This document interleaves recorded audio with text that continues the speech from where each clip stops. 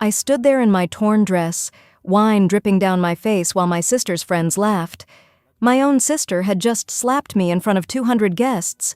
They called security to throw me out. But when those cars pulled up and he stepped out, their laughter died instantly.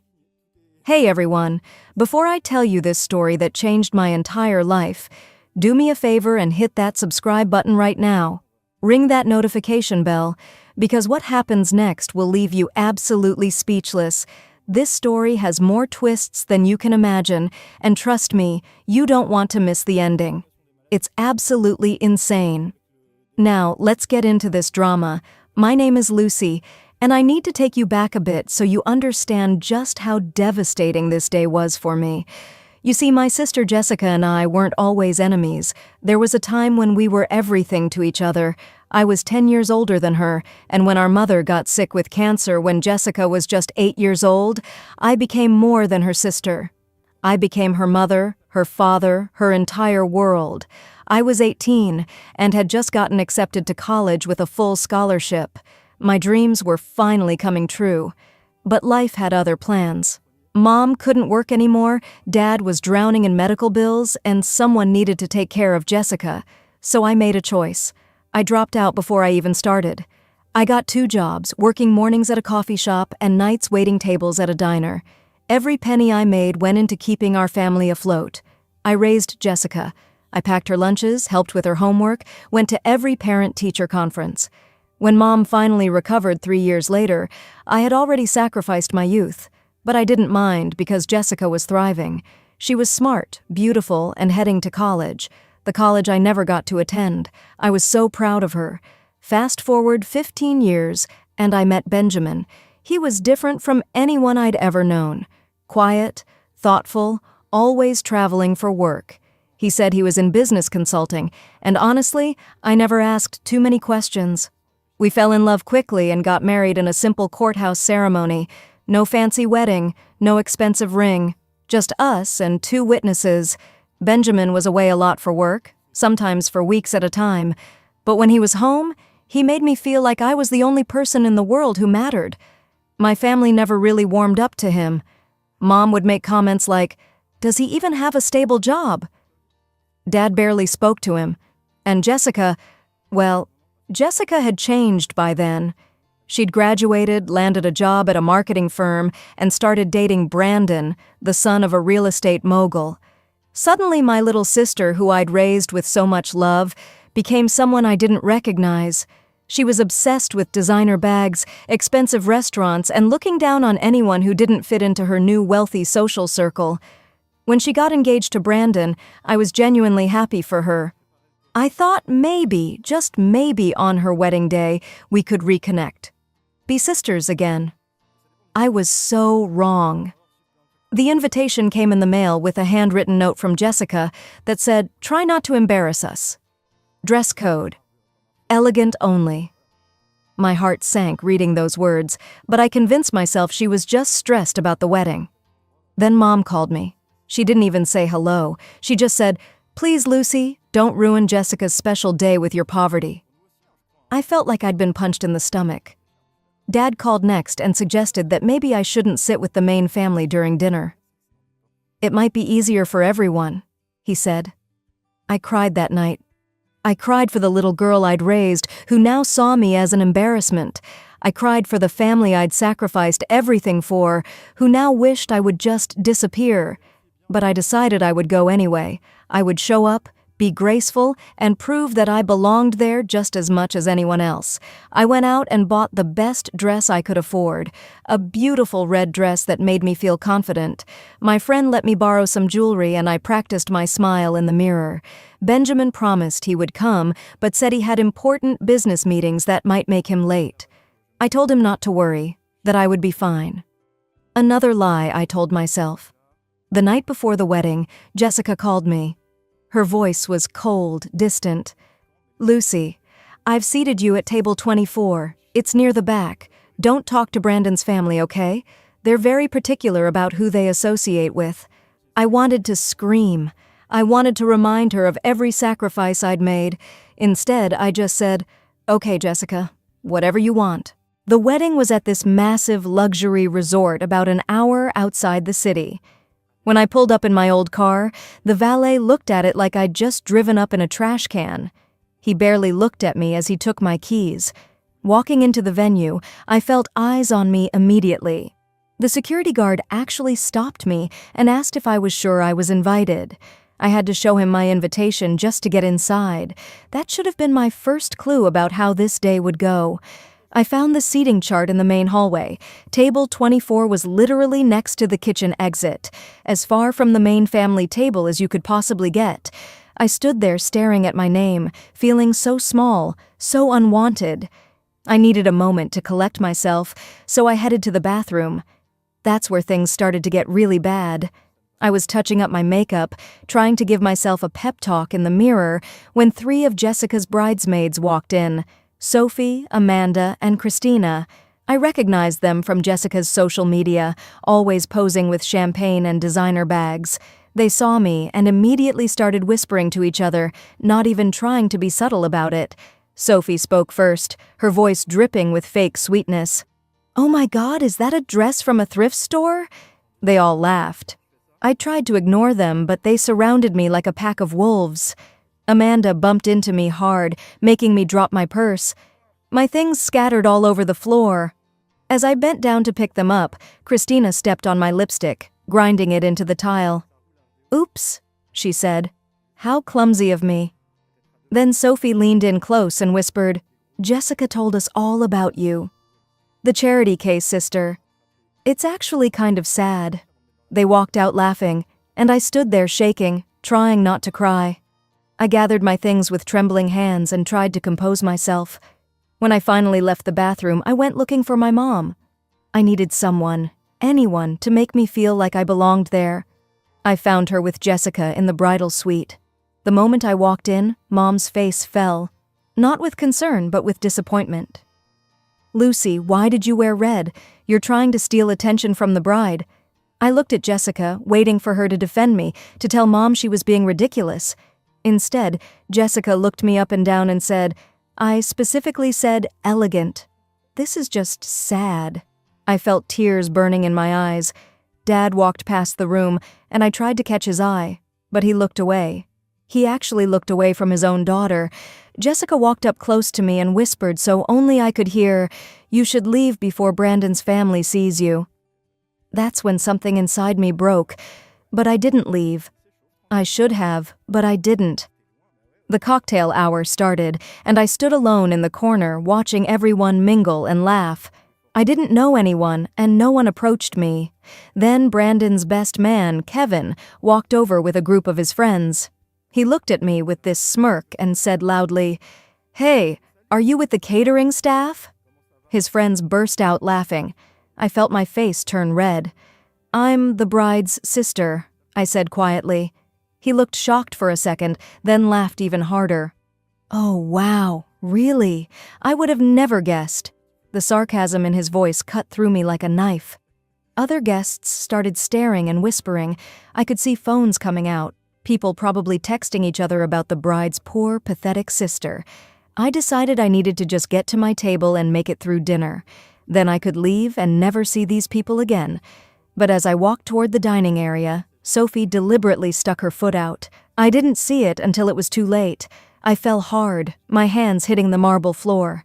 Pain shot through my wrists. My dress tore at the shoulder and I heard the fabric rip. Gasps echoed through the room. Sophie stood over me with fake concern on her face. "Oops, so clumsy." People were definitely recording now. I could see the phones pointed at me. Amanda rushed over supposedly to help me up, but as she did, she poured her entire glass of red wine down the front of my dress. "Oh no. I'm so sorry. That stain will never come out." She wasn't sorry. None of them were. They were enjoying this.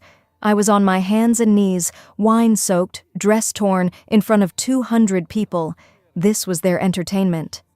I got up somehow and ran toward the hallway, tears streaming down my face. I just wanted to leave. I wanted to disappear. But Jessica caught me before I could reach the exit. She grabbed my arm and spun me around. For a second, I thought maybe she would finally show some compassion. Maybe she would be my sister again. How could you let them do this to me?" I sobbed. Her eyes were cold, colder than I'd ever seen them. "You did this! You came here looking like a beggar! I couldn't believe what I was hearing! I raised you! I gave up everything for you!" My voice was breaking. She stepped closer, her face twisted with anger. "And I'm tired of being reminded. You're pathetic, Lucy. You think you're some kind of martyr? You're just jealous of my success. You always have been." Then she slapped me, hard, across my face. The sound echoed in the hallway. My cheek burned, and I could taste blood in my mouth. Several guests had followed us and were watching through the glass doors. I touched my face in shock, and Jessica just stood there, breathing hard, not even looking sorry. Brandon's mother appeared, walking toward us with this look of disgust. "Young lady, you're causing a scene." I turned to her, my voice barely a whisper. "But I'm her sister." She looked at me like I was garbage on the street. "Security, please escort this woman out." 2 large security guards appeared from nowhere. They grabbed my arms, one on each side.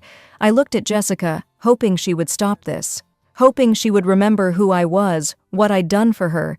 But she just said, "Just go, Lucy. You don't belong here." Mom was standing in the doorway. She saw everything. She saw her daughter being manhandled by security guards, and she did nothing. She just turned around and walked away. The guards started pulling me toward the main entrance. Guests were gathered at windows, watching, recording. I was completely humiliated, destroyed. This was it. This was how my relationship with my family ended, in public disgrace. They dragged me to the front entrance, and I was crying so hard I could barely breathe. I managed to pull out my phone with shaking hands and texted Benjamin, "I can't do this anymore.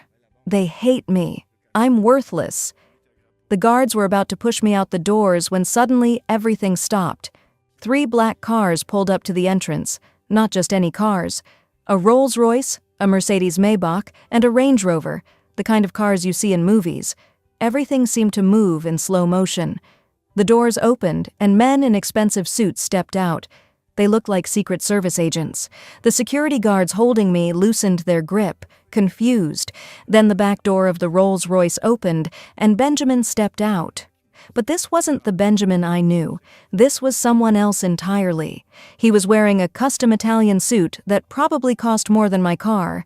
His watch caught the light, and I recognized it as a Patek Philippe, the kind that costs hundreds of thousands of dollars. He moved with this quiet power, this authority that made everyone around him seem small. He walked toward the entrance, and the head of venue security suddenly rushed forward. "Mr. Hartford!" "Sir, we had no idea you were attending." The man was practically bowing. The 2 guards holding me immediately let go like I'd suddenly become made of fire. Benjamin walked straight to me, ignoring everyone else. He gently touched my face where Jessica had slapped me.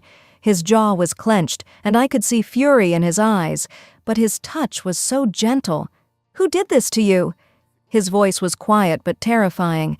Brandon's father came running out, and when he saw Benjamin, his face went completely white. "Benjamin? No. Benjamin Hartford? He looked like he might faint." Brandon appeared behind him, confused. "Dad, what's going on?" Brandon's father grabbed his son's arm so hard I thought he might break it. "You idiot! That's Benjamin Hartford, CEO of Hartford Global Enterprises." I watched Brandon's face change as he realized, The Benjamin Hartford? The billionaire? Suddenly everyone was pulling out their phones, frantically Googling. I could hear gasps as they found articles. Net worth $8.7 billion. Youngest self-made billionaire. Tech mogul meets with world leaders. Photos of Benjamin with presidents, celebrities, business titans flashed across screens. The whispers grew louder. Everyone was staring at me with completely different eyes now. Jessica pushed through the crowd. When she saw Benjamin, really saw him, her face went from confusion to absolute horror. She knew exactly who he was now. Brandon's mother gasped, her hand flying to her mouth. "That's your husband?" She asked me in disbelief. The crowd was going crazy, whispering, recording, everyone trying to get closer. Benjamin turned to address Brandon's father. His voice was calm, but there was ice in it. "I believe your security was about to throw out my wife." Brandon's father was sweating now, stammering. "Sir, there's been a terrible misunderstanding." Benjamin's eyes narrowed. "No misunderstanding. I saw everything." He looked at the two guards who had grabbed me. "You're both fired. Effective immediately." The venue security chief jumped in. "Yes, sir. Absolutely, sir. Right away, sir." Then Benjamin did something I'll never forget. He turned to address the entire crowd that had gathered. His voice carried, clear and authoritative. "I arrived early. I watched from my car." He pointed at Sophie, Amanda, and Christina, who were trying to hide behind other guests. "I saw you three assault my wife in the bathroom through the venue's security cameras." All three girls turned white as sheets. "I watched her be tripped, have wine thrown on her." Then he looked directly at Jessica. "And I saw her own sister slap her." The gasps from the crowd were audible even over my pounding heart. Every phone was recording. This was going to be everywhere. Brandon was panicking. He tried to approach Benjamin. "Sir, Mr. Hartford, I had no idea that Lucy was—" Benjamin cut him off. "You had no idea that the woman being thrown out was your fiancé's sister?" "My wife?" Brandon opened his mouth, but nothing came out. Benjamin continued. "Would it have mattered? If you'd known who I was, would you have treated her differently?" Brandon's father was desperately trying to salvage the situation. "Mr. Hartford, please, we can discuss this. Our company has been trying to get a meeting with Hartford Enterprises for 2 years. Benjamin's expression didn't change. "Had, past tense. That opportunity is gone." I watched Brandon's father's face crumble. "And the financing you need for your downtown project?" "Denied. I'll make sure of it." Brandon's father looked like he might have a heart attack. "But sir, we'll lose everything." Benjamin's voice was cold. "You should have thought about that before you watched your security manhandle my wife." My mother suddenly pushed forward through the crowd. Her face had completely changed. Now she was all smiles and concern. "Lucy, sweetheart, there's been such confusion. I was just about to defend you." Something inside me snapped. All the years of pain, of sacrifice, of being treated like I was worthless came flooding out. "Don't," I said. My voice was stronger than I expected. "But honey, I was just about to—" She continued. "You watched," I interrupted her. "You did nothing when she slapped me." You turned around and walked away. Benjamin stepped closer to my mother. "You told your daughter not to ruin the wedding with her poverty." Mom's face turned bright red. She hadn't realized Benjamin had heard that conversation. Dad was standing behind her, unable to even look up. The shame on his face was clear, but it was too late. Way too late. Jessica was crying now, mascara running down her face. She tried to approach me. "Lucy, I'm sorry. I didn't know he was—" I felt tears in my eyes again, but this time they were different. "Didn't know what, Jessica?" "That my husband was rich?" She reached for me, but I stepped back. "Would it have changed how you treated me? Would you have loved me again if you'd known?" "No, I mean, the pressure of the wedding," she sobbed. I shook my head. "You were sorry when I raised you? When I fed you? When I paid for your school with money from 2 jobs while you slept peacefully?" She was breaking down completely. "I was stressed. I didn't mean—" She cried. "You slapped me, Jessica. You looked me in the eye and you slapped your own sister, the sister who gave up everything for you." Brandon was looking between Jessica and Benjamin, and I could see his mind working. He actually turned to Benjamin and said, "Sir, perhaps we can work something out." He paused, and I saw Jessica look at him with desperate hope. "If I called off the wedding, would you reconsider the financing?" Jessica's face changed from hope to complete betrayal in an instant. Benjamin looked at Brandon with disgust. "You'd throw away your bride to do business with me?" Brandon backtracked quickly. I just thought," Benjamin cut him off. You two deserve each other. Perfect match. Sophie, Amanda, and Christina were trying to quietly slip away through the crowd. Benjamin's voice stopped them. Not so fast. They froze like deer in headlights. I have all the bathroom security footage, every second of what you did to my wife. Amanda's voice was shaking. We were just joking around. Benjamin's expression was stone. Assault isn't a joke. My lawyers will be in touch, all three of you. The girls started crying. Their parents rushed over, mortified, already thinking about lawsuits and criminal charges. I stood there in my torn, wine-stained dress, with my face still red from Jessica's slap. But something had changed. I wasn't the pathetic sister anymore. I was standing next to Benjamin, and I realized that I had always had value. I had always been worthy. They just couldn't see it. I looked at Jessica. Really looked at her. I loved you more than anyone in this world, I said quietly. The crowd had gone silent, everyone straining to hear. I gave up my dreams so you could have yours. I worked myself to exhaustion so you could go to college. I sacrificed my youth so you could have a future. Jessica was sobbing uncontrollably now. And you repaid me with cruelty. You treated me like garbage. You let your friends assault me, and then you hit me. Please, Lucy, don't do this, Jessica begged. I felt Benjamin's hand on my shoulder, supporting me. I'm not doing anything, Jessica. You did this. This is all you. I turned to Benjamin. Let's go. He looked at me carefully. Are you sure? I nodded. I'm sure. These people aren't my family anymore. Mom reached out toward me. Lucy, please, let's talk about this. I looked at her, and for the first time in my life, I didn't feel that desperate need for her approval. You made your choice, Mom. You made it when you watched them hurt me, and you did nothing. Dad finally spoke up. Sweetheart. He started. Don't. I cut him off. Just don't. I spent my whole life trying to make you proud. I'm done. As Benjamin and I turned to leave, he stopped. He pulled out his phone and made a quick call. Yes, finalize it now, he said to whoever was on the other end. Then he turned to the crowd. Oh, one more thing? Everyone was watching him, hanging on his every word. This venue? I just bought it, 20 minutes ago. Closed the deal while I was sitting in my car watching my wife be abused. The gasps were deafening. The venue manager rushed forward. Sir, what are your instructions? Benjamin looked around at all the guests, the decorations, the elaborate setup that probably cost hundreds of thousands of dollars. This wedding is canceled. Refund everyone. Send the bill to my office. I'll cover all costs. Jessica screamed. No! You can't do this! Benjamin looked at her calmly. I just did. Maybe next time you'll think twice before you treat people like they're beneath you. He turned to his security team. Make sure everyone leaves peacefully.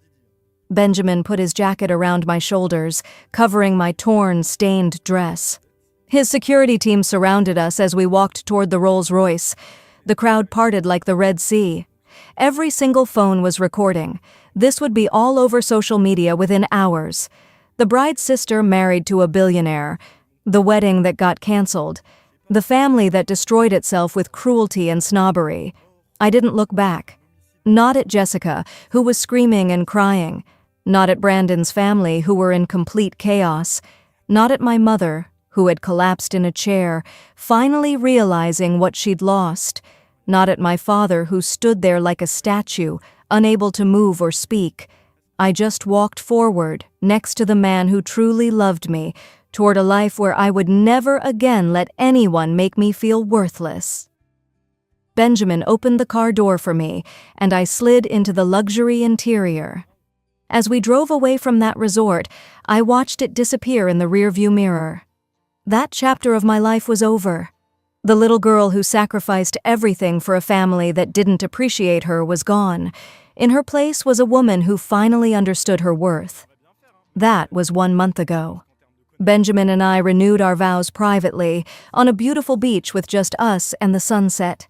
No guests, no drama, just love. Jessica has sent me 47 text messages. I haven't answered a single one. Mom and Dad tried to visit our home 3 times. Benjamin's security turned them away each time. Brandon's father's real estate company went bankrupt within 3 weeks. Sophie, Amanda, and Christina all faced assault charges. We settled out of court, but the story made national news. Their reputations are destroyed. Brandon and Jessica did get married at a small city hall ceremony with almost no one there. They divorced within 6 months. Apparently, when the money and status disappeared, they had nothing left. I heard Jessica moved back in with our parents. I don't feel bad for her. I don't feel anything for her anymore. I started a foundation for women who sacrificed their dreams for family.